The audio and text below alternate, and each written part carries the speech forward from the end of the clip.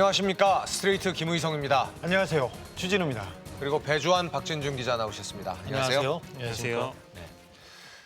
최근 추가로 공개된 기무사 계엄 모의 문건이 큰 화제가 되고 있습니다.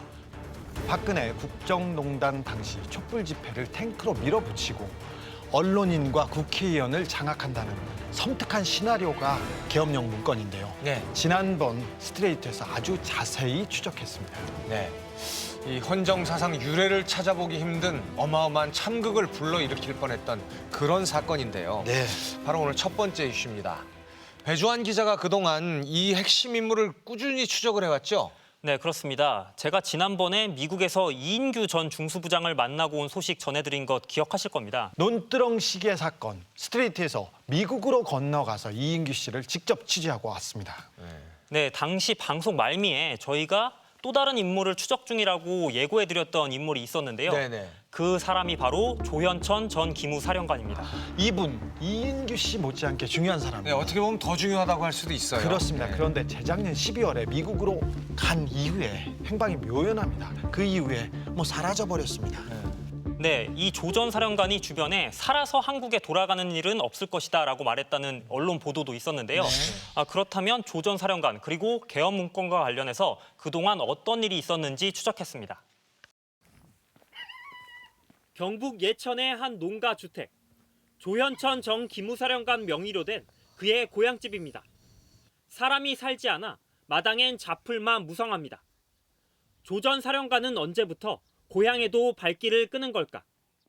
한 번씩 오기는 왔는데 와서 꼬만 동네 사람들한테 뭐 잔치해주고 동네 사람 불러가지고 당근부터 마찬가지로 그 부대에 가서 잔치해주고 이렇게.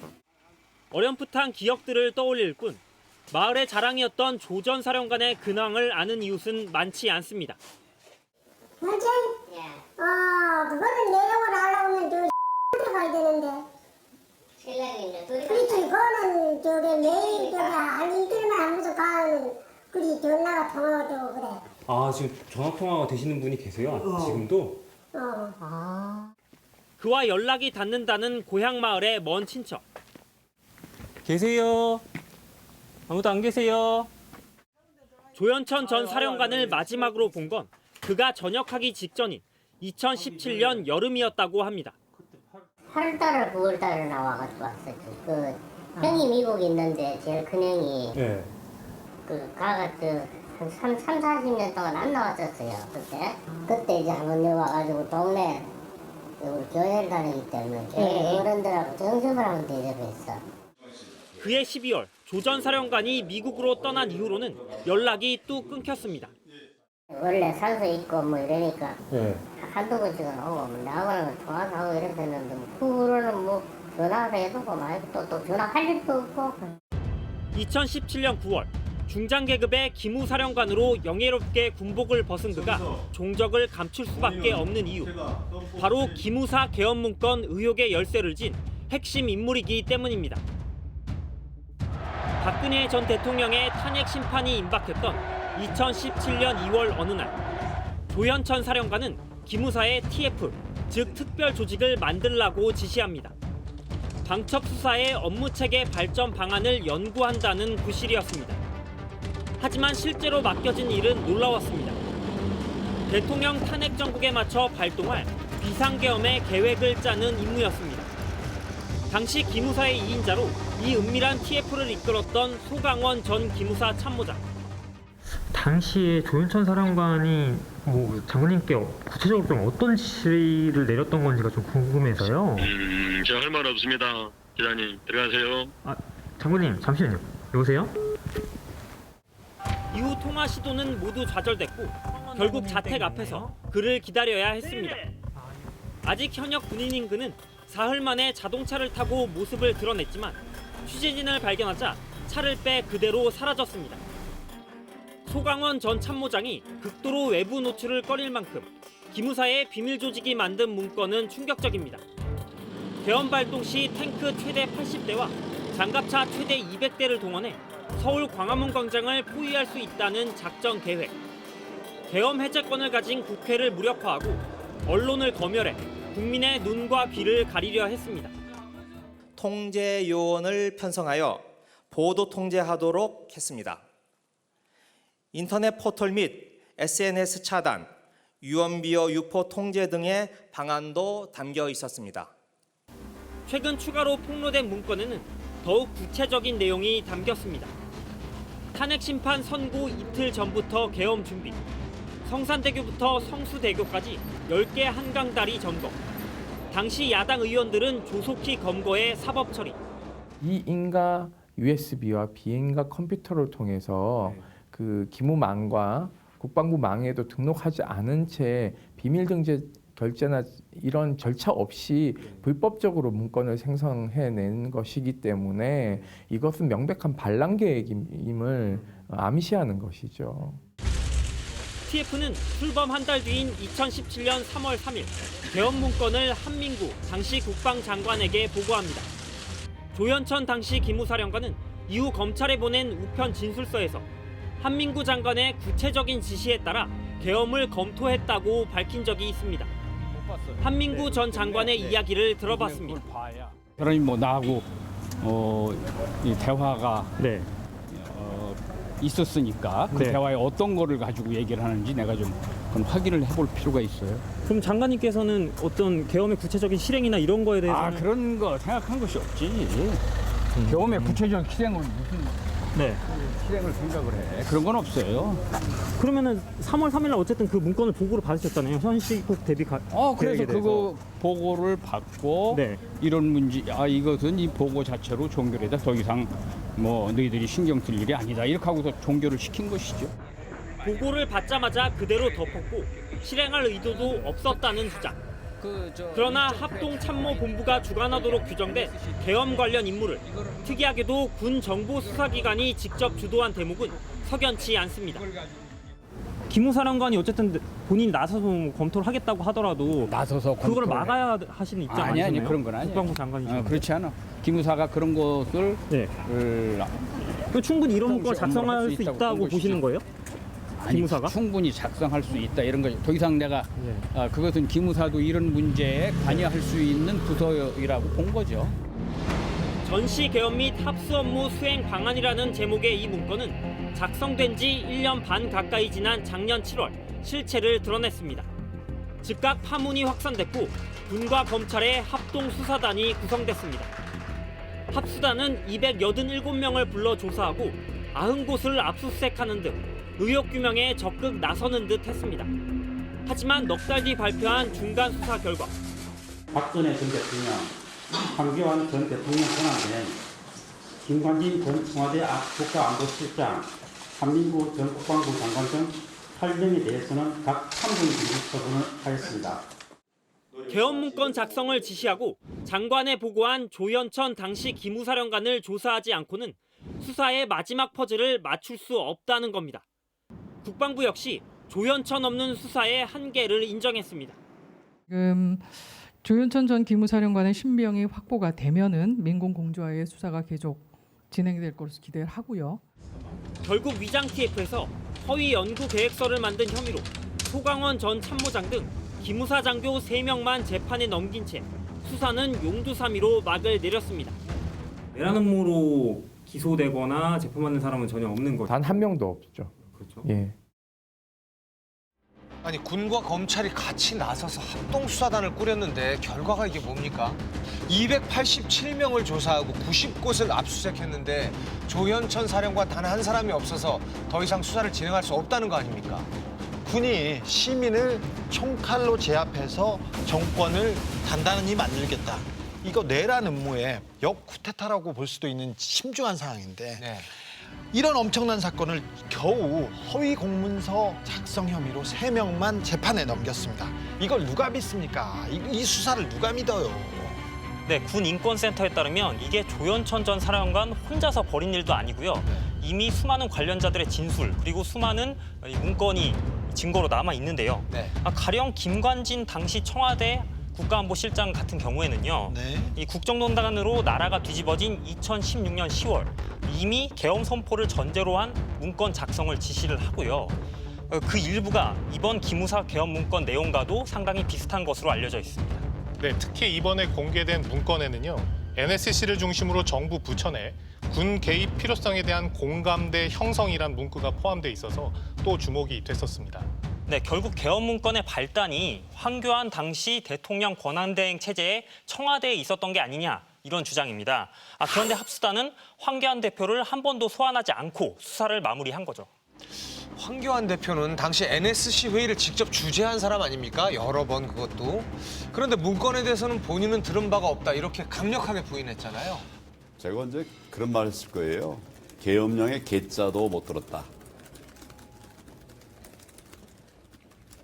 저에게는 보고된 바가 전혀 없었습니다.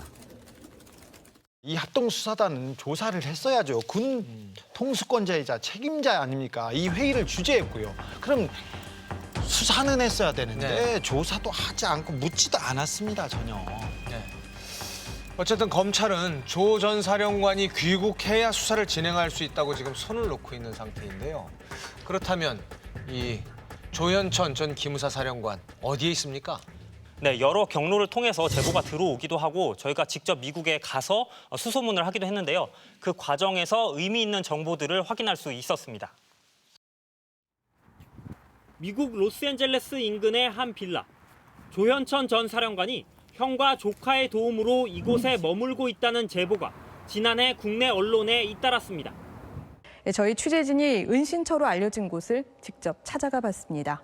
미국으로 잠적한 조현천 전 기무사령관의 형으로 조 사령관이 들러서 만나는 사람이라고 지역 교민들이 지목한 인물을 YTN LA 특파원이 직접 만났습니다. 조 전 사령관의 형이 이곳에서 정말 동생을 숨겨주고 있는 걸까? 스트레이트는 조 전 사령관의 형으로 알려진 이 빌라의 거주자를 일단 만나보기로 했습니다. 주변을 수소문했지만 여의치 않았고 결국 건물 관리인의 도움을 받아 그를 입주자 명단에서 찾아냈습니다.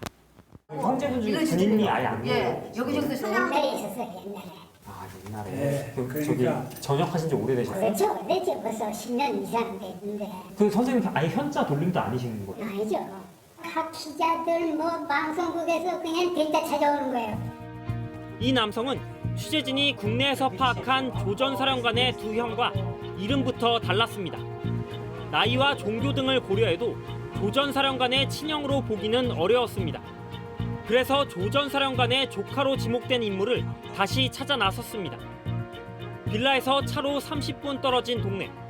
조현천 전 사령관의 사진을 본 그는 처음 보는 사람이란 반응이었습니다. 부모님 형제분 중에 혹시 군인분이세요? 네, 브라더. 한국에서 군인인 거 맞으신데 이분은 아니세요? 아니에요. 더는 로스앤젤레스에서 조 전 사령관의 행적을 찾기 어려운 상황. 스트레이트는 다시 비행기에 올라 미국 중북부 시카고로 향했습니다. 시카고는 조 전 사령관의 가족들이 거주하고 그래서 그가 기무사령관 시절 미국 출장길에도 방문을 검토했던 곳. 조 전 사령관의 고향 친척, 지인들에 따르면 그의 둘째 형은 시카고에서 목회 활동을 하고 있는 것으로 알려졌습니다. 수소문 끝에 조 전 사령관 둘째 형의 집을 찾았습니다. 꼬박 이틀을 기다린 끝에 만난 조 전 사령관의 친형. 목사님이시죠? 조 목사는 동생 조현천 전 사령관이 2017년 말 미국으로 건너온 직후 가족끼리 만났다고 말했습니다. 미국 와서 한 번씩 하고 다녀간 적이 있어요. 그런데 가족들이 만나서 식사도 하고 그러고 헤어졌는데 그 뒤로는 제가 어디 사는지 내가 뭘 하는지 모르고 있어요. 하지만 그 뒤 2년째 연락이 끊겼고 지금은 전화번호조차 모른다고 합니다. 아니 저희가 실례가 많았는데 장군님 전화번호라도 알고 계시면 연락. 그래요? 전화 알면 연락이 되죠. 다만 조 목사는 동생을 감싸려는 듯 자리를 뜨려던 취재진에게 말을 보탰습니다. 완전히 유학으로 왔던 상태니까 그러니까 뭐 전혀 그게 문제가 되지 않았던 상황에 와서 편안하게 형제들하고 그러게 식사하고 헤어졌더니 지금 어디 공부하고 계실 가능성이 높아요? 그게 전부예요. 동생이 미국에 건너온 건 도피가 아니라 유학 목적이었다는 의미. 취재 결과 조현천 전 사령관은 미국으로 떠나기 전 신학 공부를 하러 간다는 말을 주변에 했던 걸로 확인됐습니다. 그러나 시카고 지역에서 한국 학생들이 많다는 신학대학 몇 곳에서도 조현천이란 학생은 발견할 수 없었습니다. Yeah, we have a Hyun Bae Cho that graduated in 2001. Again, that's public information, but I don't see anything else. The student that we have currently is here's a student that took one class. Sorry. 원점에서 추적의 실마리를 찾던 취재진은 조 전 사령관의 다른 형제들도 시카고에 살고 있다는 이야기를 들을 수 있었습니다. 그분하고 또 한 사람이 더 있는 걸로 제가 알고 있어요, 추정을. 그래서 여기 2명 정도가 조현천 씨의 친척이 2사람 정도가 시카고에 있는 걸로 그냥 제가 알고 있어요. 알고 보니 조 전 사령관의 2형과 남동생까지 남자 형제 3명이 모두 시카고에 사는 걸로 파악됐습니다. 그중 맏형의 주소를 확보해 찾아가 봤습니다. 조 선생님은 지금 안 계세요? 예, 알겠습니다. 끝내 만나기는 어려웠던 맏형과 가까스로 전화 연결이 닿았지만 그 역시 같은 말을 되풀이했습니다. 조현천 사령관님 좀 연락을 하고 싶어서 여기저기 이제 수소문을 하고 있는 상황인데요. 그러세요? 예. 근데 이제 맏형 되시니까 혹시 좀 최근에 언제까지 연락을 하셨는지 좀 그런 게 궁금해가지고요. 그거에 대해서는요, 뭐 끊어진 지가 오래됐고요. 아, 연락을 안 하신 지 오래되셨어요? 오래되고 그래서 거기에 뭐 드릴 말씀은 없습니다. 아니 조현천 전 사령관의 남자 형제 3명이 모두 시카고에 살고 있습니까? 둘째 형님이 목사로 시카고에 계시고요. 첫째 형님과 막내도 시카고에 있습니다. 그리고 구남매 중에 여자 형제 3분도 미국에 있습니다. 이거 스트레이트에서 단독으로 확인한 내용입니다. 그런데 이 조현천 전 기무사령관 나이가 지금 61세인데요. 네. 미국에 형제들이 다 있어요. 그러면은 상식적으로 가족이나 친한 지인들의 도움을 받지 않는다는 게 이게 납득이 안 됩니다. 그 전화도 안 주변에 하고 있다는 게 있겠죠. 말이 됩니까 이게? 네, 제가 한 일주일 정도 머무르면서 이 조 전 사령관의 2형을 만나거나 통화를 했는데 연락이 끊겼다 이런 대답만 들을 수 있었고요. 또 조 전 사령관이 신학 공부를 하러 갔다, 유학을 하러 갔다 이런 얘기가 있어서 그 신학교 또 한인 교회들을 찾아가 봤고 또 한인 마트까지도 가봤는데 이 조 전 사령관을 알거나 목격했다는 분은 만날 수가 없었습니다.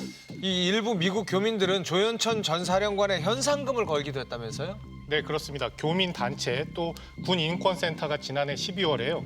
조 전 사령관을 현상 수배하고 현상금으로 3천만 원을 내걸었는데 아직까지 목격된 바는 없습니다. 그 여자 형제간들에게 의존하고 있을 수도 있겠네요. 시카고인지 어딘지 파악은 되지 않지만요. 네, 충분히 그럴 가능성도 있습니다. 네. 자, 배주환 기자가 일주일 동안 만에 이 정도를 찾아냈는데 수사기관은 1년 동안 뭐 한 건지 잘 모르겠네요. 네, 검찰이 그동안 조 전 사령관의 송환을 위해서 이런저런 조치를 취했다, 여러 가지 노력을 했다 이렇게 밝혔는데요. 과연 무슨 조치를 했고 과연 효과가 있었는지 꼼꼼히 따져봤습니다. 계엄문건 합동수사단은 조현천 전 사령관을 송환하기 위해 전방위로 노력했다고 강조했습니다. 핵심 피의자를 조사하지 못한 맥 빠진 수사라는 비판을 의식한 겁니다. 체포영장 발부, 여권 무효 조치 의뢰, 인터폴 수배 요청, 서류 자격 취소 절차 진행 등 신변 확보를 위한 필요한 조치와 함께 그의 가족과 지인들을 통해 자진 귀국을 설득하여 왔습니다. 하지만 모두 말잔치에 불과했습니다. 스트레이트가 시카고에서 만난 조 전 사령관의 둘째 형은 1년이 넘도록 아무런 연락도 받은 일이 없다고 밝혔습니다. 한국 뭐 수사기관이나 이런 데서도 혹시 목사님께 연락을 드렸었나요? 그런 적도 없었고요. 아, 그래요? 아, 좀 이렇게 귀국을 설득해달라거나 뭐. 그런 부탁 받은 적도 없어요. 조 목사는 조현천 전 사령관이 미국으로 들어가자마자 만났던 사람입니다. 취재진이 접촉할 수 있었던 인물인데도 수사를 책임진 검찰은 전화 한 통 걸지 않았다는 겁니다. 가족을 통해 자진 귀국을 설득했다는데 어디에 연락을 했다는 걸까? 여권 무효와 인터폴 수배 역시 그 실효성에 의문이 커지고 있습니다. 조 전 사령관이 미국에 들어간 지 거의 1년 만인 작년 11월 여권을 무효화했지만 이미 입국한 사람에게는 소용이 없습니다. 상대 국가에서 볼 때는 여권이 무효화되기 전에 정식 절차를 밟아서 입국을 했다면 그 사람의 체류 신분과는 아무런 상관이 없는 상황 것입니다. 인터폴 공조를 통한 강제 송환. 그러나 이마저도 미국 측에 거절당했습니다. 이게 정치적인 문제와 결부돼 있어 지금 인터폴 수배가 좀 어려운 걸로 제가 알고 있습니다. 인터폴은 정치, 군사 등의 문제와 관련된 사건에 관여하지 않습니다. 자칫 인권 침해 논란이나 외교 갈등으로 비화될 수 있기 때문입니다. 애당초 인터폴 수배가 무리수였던 겁니다. 이제 목격을 하게 되면은 이게 영사관 쪽에 연락을 해야 되는 건지 아니면 좀 다른 절차를 밟아야 하는 건지 그게 좀 궁금해서요. 저희에게 연락 주셨다고. 아 그래요? 그러면은 그 뒤에 절차가 어떻게 되는 건가요? 저희가 그 다음에는 이제 경찰청과 협조를 하게 될 것 같고요. 하지만 조 전 사령관의 소재를 파악해도 체포 등 강제 송환은 불가능합니다. 외교 절차인 범죄인 인도 조약을 통해 미국에 협조를 요청하는 게 그나마 현실적인 대안입니다. 법무부는 강제 송환을 놓고 올해 들어서야 미국과 협의를 시작했지만 아직 성과는 없습니다. 사건의 실체도 책임 있는 윗선이 누군지도 조 전 사령관이 잠적해 밝혀내기 어렵다는 검찰의 입장만 무한 반복되고 있는 상황. 예컨대 그 정유라 같은 경우에 그 정광석화처럼 모든 그 해외 채널을 동원해서 검거하는 것과는 사뭇 비교되는 아직까지도 행방이 어디에 있는지 모르는 이런 것은 저는 수사 의지 박약을 그대로 보여주고 있다는. 속절없이 시간만 흐르는 사이 조 전 사령관은 사실상의 도피 생활 중에도 매달 군인연금 450만 원을 받고 있습니다. 세금으로 생활비를 보태주는 게 정상이라고 보십니까? 그거는 법 개정이 선행돼야 될 부분이라고 생각합니다. 비판이 커지자 국방부는 지명수배가 내려진 수급자에게 연금액의 절반만 지급하기로 군인연금법 시행령을 개정했습니다. 바뀐 법령은 2달 전 발효됐지만 국방부는 아직 경찰로부터 수배자 명단을 통보받지 못했다며 조현천 전 사령관에게도 여전히 연금이 전액 지급되고 있다고 밝혔습니다. 야, 아직도 연금을 전액 받고 있다고요? 안 잡는 건지 못 잡는 건지 화가 납니다. 한쪽에서는 지명수배를 때려놓고 한쪽에서 도피자금을 대주고 있습니다. 이게 저희들이 대주는 거예요. 우리 세금으로. 이건 실제로 내란을 일으킬 수 있는 무력을 가지고 있는 세력이 내란 음모를 꾸민 겁니다. 이걸 제대로 수사하고 단죄하지 못한다면은 앞으로도 계속 이런 위험은 우리 앞에 놓여 있을 수 있습니다. 이 중요한 사건의 실체를 꼭 밝히려면 조현천 전 기무사령관이 필요합니다. 꼭 잡아야 됩니다. 꼭 잡아야 하고요. 이 사건에는 공소시효가 없습니다. 네, 저희 스트레이트가 끝까지 추적하겠습니다. 조현천 전 사령관을 목격하셨거나 혹은 현재 거주하고 있는 소재지를 아시는 분들의 소중한 제보도 기다리겠습니다.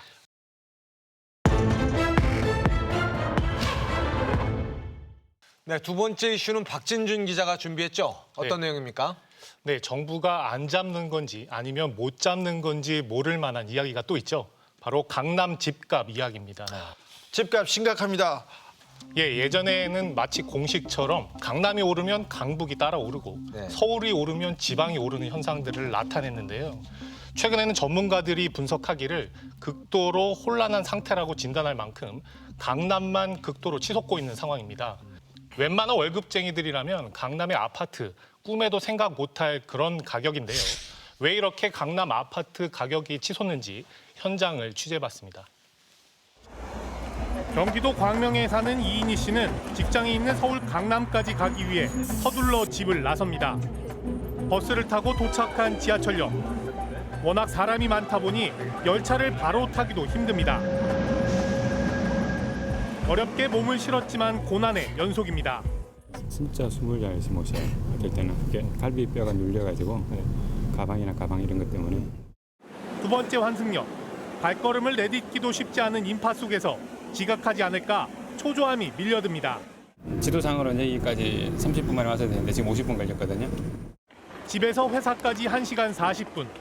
출근 전쟁을 피해 직장 근처로 이사를 할 만도 하지만 엄두조차 내지 못합니다. 강남은 도저히 들어올 수가 없죠. 지금 거기 살고 있는 집도 대출금을 갖고 있는 상황인데 여기는 안 되죠. 평생 안 되죠.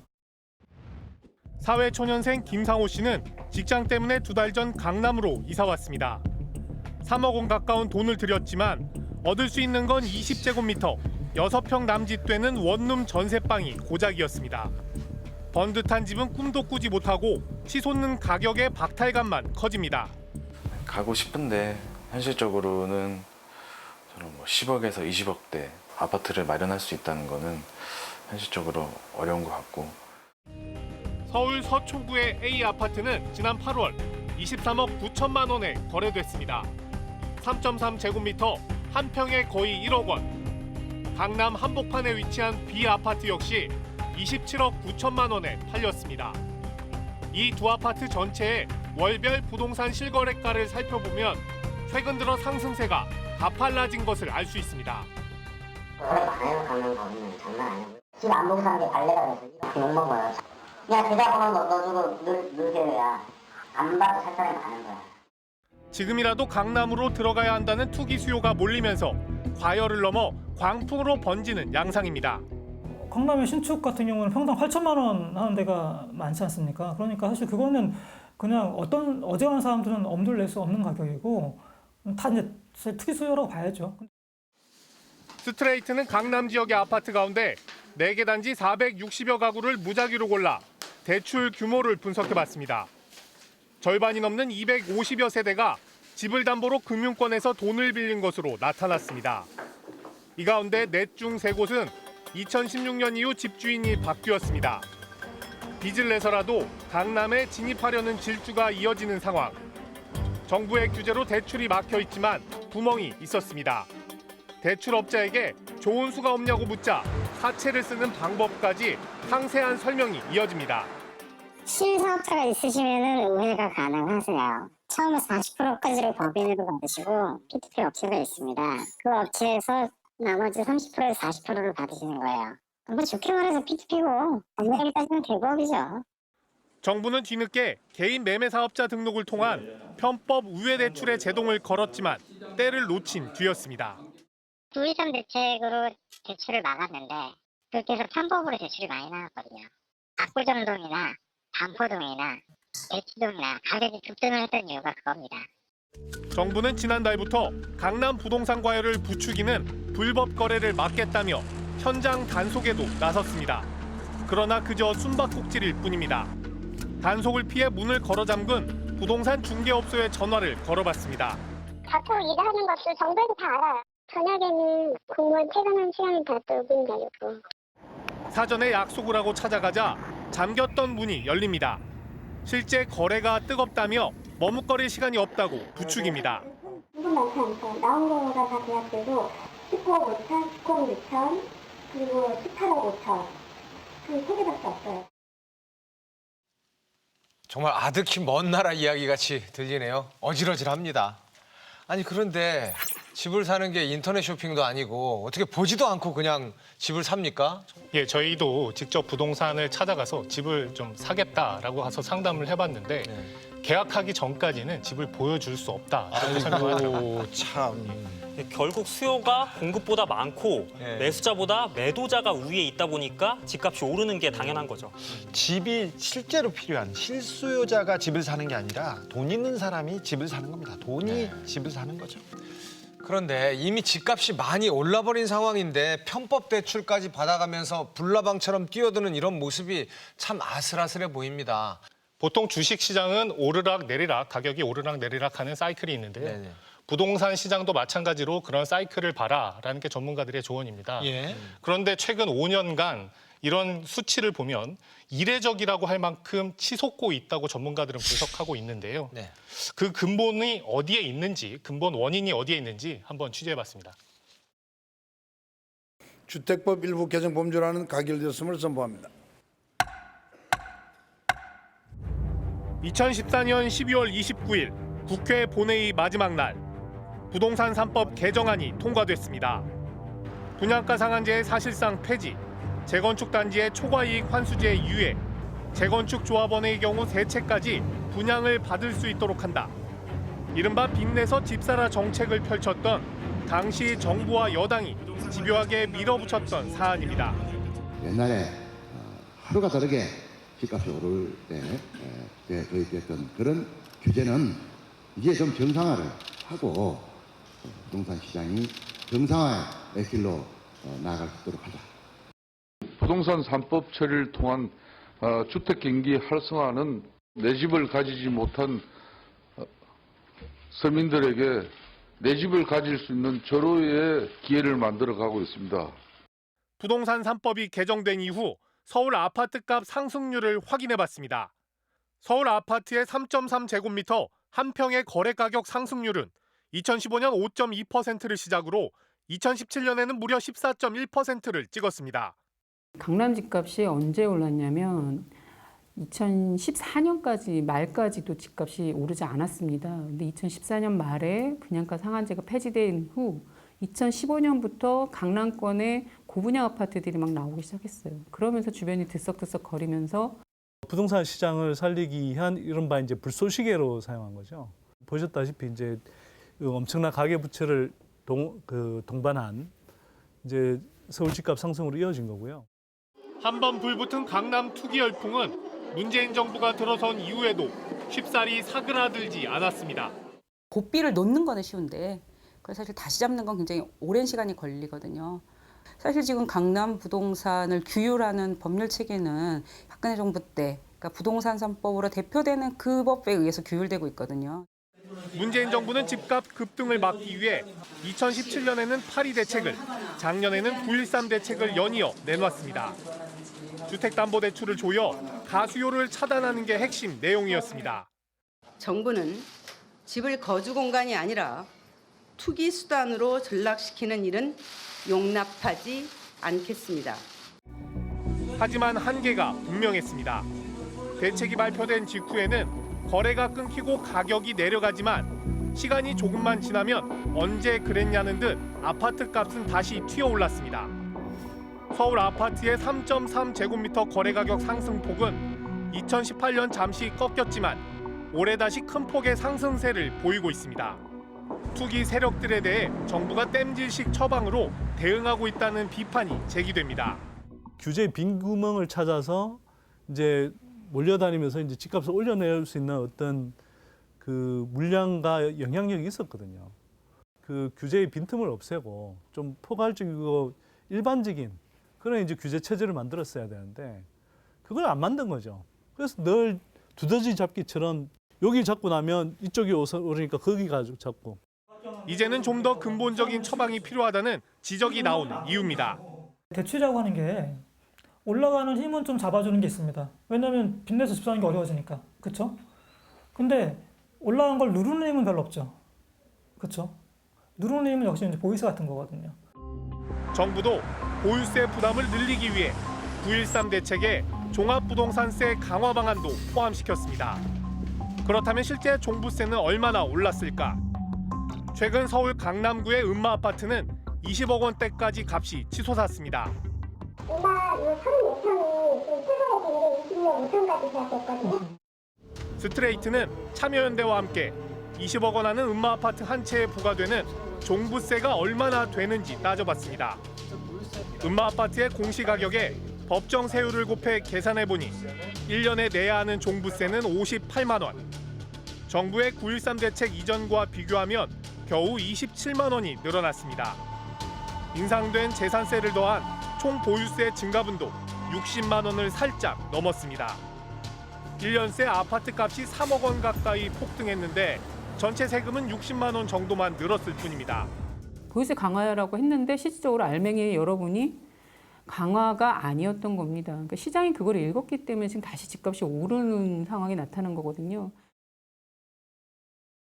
아니 정부가 보유세 올린다고 얘기했을 때 세금 폭탄이다 뭐다 신문에서 정말 난리가 났었잖아요. 난리 납니다. 난리 나. 그런데 이게 뭡니까? 아무것도 아니네요. 1년에 집값이 3억 올랐습니다. 그런데 세금은 고작 60만 원 늘었습니다. 아 이러면 빚내서 집 사야죠. 빚내서 집 사라는 얘기 아닙니까? 네, 보유세를 매기는 기준이 공시가격이라 그렇습니다. 음마아파트의 경우 34평이요. 실거래가로 지금 20억 원 수준인데요. 공시가격은 11억 원 정도입니다. 그러니까 법정 세율 기준에 따르면 최저 세율을 적용받고 있는 겁니다. 사실 따지고 보면 집값이라는 게 개인의 노력으로 오르는 게 아니지 않습니까? 이거 100% 불로소득인데 일해서 버는 돈은 최대 40% 넘게 세금을 내는데 이런 불로소득 그에 맞게 세금도 더 내야 되는 거 아닙니까? 너무 낮습니다. 너무 낮아. 네, 실제로 우리나라의 보유세, 즉 재산세와 종합부동산세를 합친 세금이 이 다른 나라들에 비해서 워낙 낮습니다. 보수 언론에서 세금 폭탄 하는데 세금 폭탄이 아니라는 거는 그 기자들이 더 잘합니다. 세금 오른다고 걱정하는데 우리나라 부동산, 특별히 다주택 소유자들에 대한 세금이요 턱없이 낮습니다. 네, 이 보유세 얘기 어느 정부에서나 가장 꺼내기 힘든 얘기라고 하죠. 세금 문제는 그렇죠. 올리기는 했지만 실효가 없는 수준인데 이제 정말로 보유세에 대해서 우리가 진지하게 얘기를 시작할 때가 아닌가 합니다. 그런데 집값 폭등을 부추기는 또 다른 세력이 있다면서요? 네, 그렇습니다. 박근혜 정부의 부동산 3법이 그 강남 집값을 치솟게 하는 불쏘시개 역할을 했다면 그랬어요. 옆에서 꾸준히 부채질을 한 공범이 있었습니다. 바로 언론인데요. 누가 왜 투기를 부추기고 있는지 그 실태를 취재해봤습니다. 9월 23일자 조선일보. 서울시 지도 위에 5만 원권 세금 폭탄이 떨어지는 그래픽. 정부가 부동산 세금을 올려서 서민들이 세금 폭탄의 표적이 된 것처럼 공포를 조장합니다. 한국외국어대학교의 연구팀은 재작년 파리 부동산 대책이 발표된 이후 7개 신문을 분석했습니다. 부동산 보유세와 관련해 부정적인 기사를 가장 많이 쏟아낸 신문은 바로 조선일보. 조선일보는 폭탄, 부담 커진다, 밀어붙이는 정부 등의 제목을 뽑아냈습니다. 중앙일보와 매일경제 등도 비슷한 제목으로 기사를 실었습니다.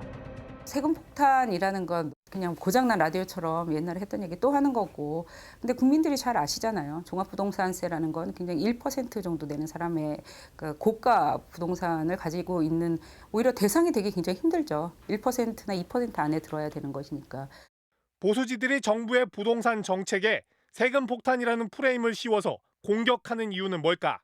선정적인 경제적인 프레임을 만드는데 그런 것이 필요할 만큼 경제적인 어떤 첨예한 이익이 어떤 결부되어 있지 않나라는 의심을 가질 수밖에 없는 것이죠. 건설 경기가 좋아야 언론의 수익도 늘어날 수밖에 없는 공생의 사슬로 얽혀 있다는 뜻입니다. 지난주 조선일보 경제면, 경기도 양주에 들어서는 아파트 단지를 분석하는 기사가 지면을 거의 도배하고 있습니다. 교육 환경과 지하철 착공 계획을 내세우면서 건설사가 제공한 조감도까지 크게 실었습니다. 수요자들이 원하는 다양한 설계를 제공한다. 거실 광폭 특화 설계, 주방에서 거실까지 탁 트인 개방감. 바로 옆에는 집값 상승 전망 기사를 나란히 배치했습니다. 견본주택의 주소까지 덧붙인 광고성 기사를 일반 경제면에 버젓이 싣는 이유는 뭘까? 기사를 쓴 기자에게 물어봤습니다. 이 양주 초등학교 품은 아파트 기사 보고 전화드렸는데요. 이 기사를 좀 어떻게 작성하시게 된 건지, 어떤 취지로 물어보시는 건지 잘 모르겠어서. 이 기사를 보면 마치 그 분양 광고 같거든요. 근데 직접 취재를 가신 건가요? 제가 답변 드릴 수 있는 부분이 아닌 것 같아서 끊도록 하겠습니다. 네, 죄송합니다. 네.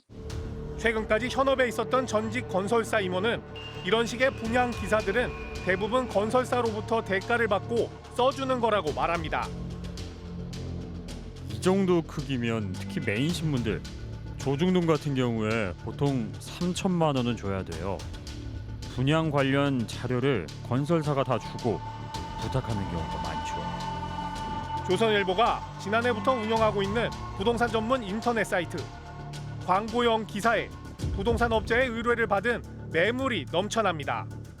건설업계와 공생을 넘어 아예 직접 영업에 나선 모습입니다. 서울의 부동산을 당장이라도 사야 할 것 같은 인터넷 강의. 늘 서울만 보고 있습니다. 경기도나 인천으로 이사 가셨던 분들도요, 아무도 난 경기도 및 인천 시민이라고 얘기를 안 해요.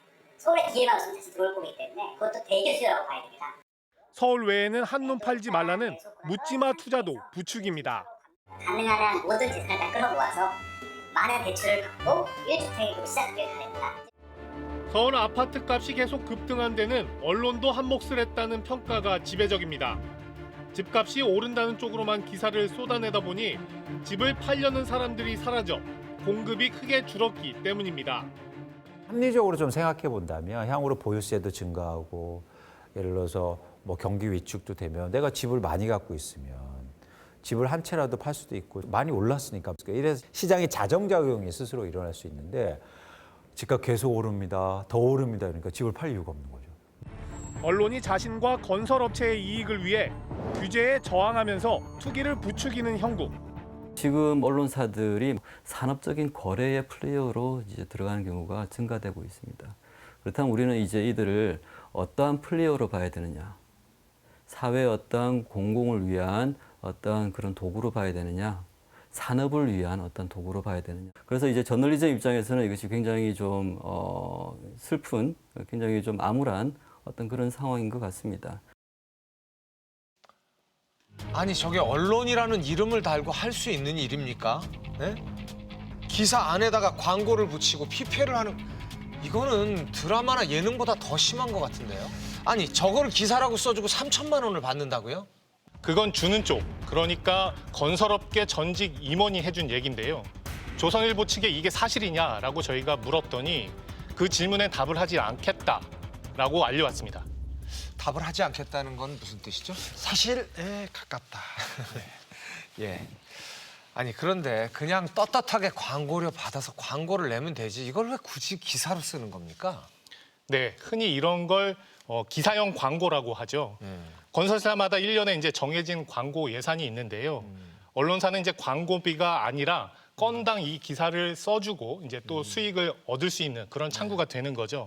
그러니까 건설사는 광고보다 신뢰 높은 그런 기사를 싣고 또 언론사는 기사를 써주면서 수익을 내는 상호 그러니까 윈윈 전략이 되는 겁니다. 광고보다 기사가 효과가 훨씬 큽니다. 그래서 이런 기사가 광고보다 훨씬 비쌉니다.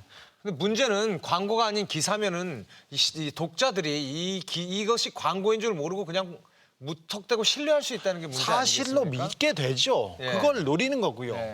네, 이제는 이런 기사들이 마치 관행처럼 되고 있다는 건데요. 네. 부동산의 경우에는 국민의 삶이 직결되는 문제고 또 정책에 영향을 미치는 부분이다 보니까 왜곡 보도나 기사형 광고가 해악을 끼치기 쉽다는 게 더 큰 문제입니다. 규제해야 됩니다. 네. 자, 이 집값 상승 정말 그냥 두고 보기에는 너무나 심각한 문제 같은데요. 뭔가 대책이 있습니까 지금? 네, 정부는 재작년 8.2 대책 그리고 작년에 9.13 대책에 이어서 지난달 초에는 대출 규제까지 꾸준히 고삐를 조이고 있습니다. 당장 이틀 뒤인 수요일에는 이번에 분양가 상한제 적용 지역을 동단위로 발표할 예정입니다. 이 분양가 상한제의 효과가 얼마나 있을지 좀 지켜봐야 할 것 같습니다. 부동산 공화국, 이 불로소득의 천국에서 여러분의 집은 사는 곳입니까? 사고 파는 것입니까? 집값을 잡겠다고 정부가 나서면 언론이 나서서 시장 경제를 무시한다고 합니다. 건설 마피아와 저열한 언론의 결탁. 이제는 그 선동을 멈춰야 합니다. 끈질긴 추적 저널리즘 탐사기획 스트레이트. 저희는 다음 시간에 다시 찾아뵙겠습니다.